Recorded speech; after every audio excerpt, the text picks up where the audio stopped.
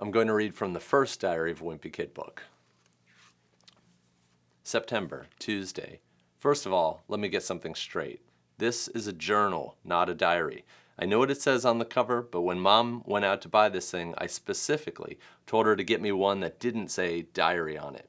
Great. All I need is for some jerk to catch me carrying this book around and get the wrong idea.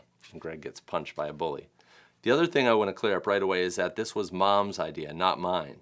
But if she thinks I'm going to write down my feelings in here or whatever, she's crazy. So just don't expect me to be all Dear Diary this and Dear Diary that.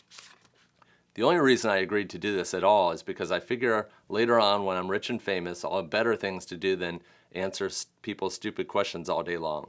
So this book is going to come in handy.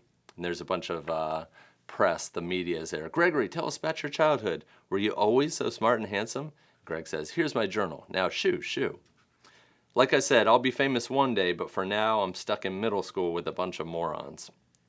Let me just say for the record that I think middle school is the dumbest idea ever invented. You got kids like me who haven't hit their growth spurt yet, mixed in with these gorillas who need to shave twice a day.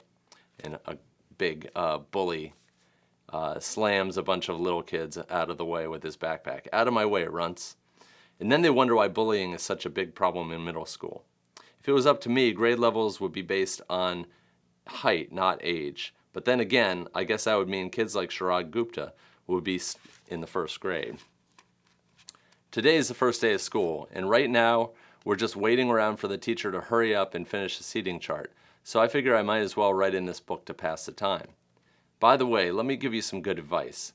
On the first day of school, you got to be real careful where you sit.